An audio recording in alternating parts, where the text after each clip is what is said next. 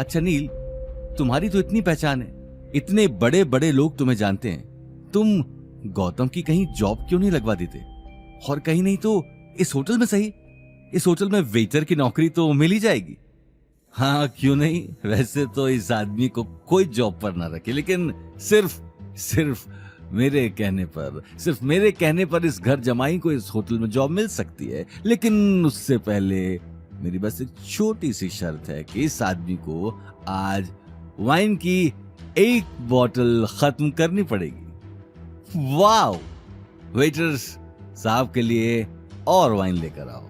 आज सर हमारे सामने दिल खोलकर पिएंगे, क्योंकि आज इनकी नौकरी का सवाल है। Yes sir. नील के कहने पर एक के बाद एक वाइन के साथ साथ महंगी महंगी शराब की बोतल्स का ढेर लग चुका था। इससे पहले कि गौतम कुछ कह पाता, नील ने जबरदस्ती उसके आगे ग्लास भरकर रखना शुरू कर दिया। नील, मैंने कहा ना मैं नहीं पीता, फिर तुम क्यों? नील अगले ही पल अपनी चेयर से उठकर खड़ा हो गया। नील अब खुद को संभाल भी नहीं पा रहा था। चेयर से उठने पर भी उसके पैर लड़खड़ा रहे थे, लेकिन वो गौतम को आसानी से छोड़ने वाला नहीं था। वो अब जबरदस्ती गौतम को वाइन पिलाने लगा। रिया और शनाया उन दोनों को देखकर जोर जोर से हंस रही थी। गौतम को रिया का ये बर्ताव देखकर थोड़ा अजीब महसूस हुआ। मैंने कहा ना तुम्हें पीनी पड़ेगी तो पीनी पड़ेगी, और बिना पिए तुम यहां से नहीं जा सकते। गौतम बार बार नील को पीछे करने लगा और उसी छीना झपटी में नील के ऊपर वाइन का ग्लास उल्टा हो गया। और फिर क्या था, नील का व्हाइट सूट रेड वाइन से खराब हो गया। अपने महंगे सूट का ये हाल देखकर नील का चेहरा गुस्से में लाल हो गया। रिया और शनाया भी हैरानी से एक दूसरे को देखने लगी। साले ये क्या किया? तुझे अंदाजा भी है कितना महंगा सूट है? अगर तू पूरी जिंदगी भी काम कर लेगा ना तो इस सूट की प्राइस नहीं चुका पाएगा। नील के चिल्लाने की आवाज सुनते ही सिकंदर कुछ आदमियों के साथ वहां पहुंच गया, लेकिन गौतम ने उसी वक्त अपने हाथ के इशारे से उसे पीछे कर दिया। इशारा देखते ही सिकंदर बिना कुछ कहे गेट के पास जाकर खड़ा हो गया।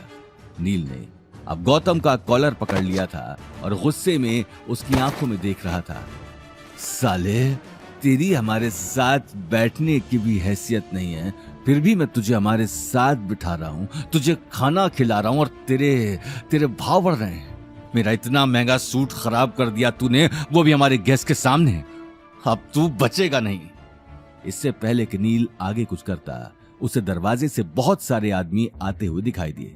सभी के हाथ में बड़ी बड़ी गन्स और वॉकी टॉकी थे, जिससे वो आसपास देखते हुए एक दूसरे को कमांड दे रहे थे।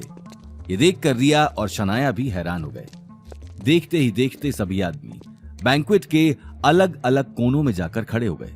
गौतम को कुछ न कुछ गड़बड़ी का अंदाजा हो चुका था। वहीं नील अब तक नशे में धुत था।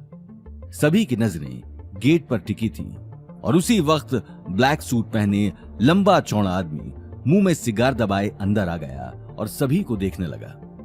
गौतम पहली ही नजर में उस आदमी को पहचान चुका था। ये शहर का मशहूर बिजनेसमैन मानव सिंह था, जिसने कई बार गौतम के पापा के साथ बिजनेस में पार्टनरशिप करने की सोची थी, लेकिन कभी बात नहीं बनी। फिलहाल मानव ने अपने दम पर जोधपुर में एक अलग ही एम्पायर बनाया हुआ था और इसी के चलते मानव गौतम को भी अच्छे से जानता था।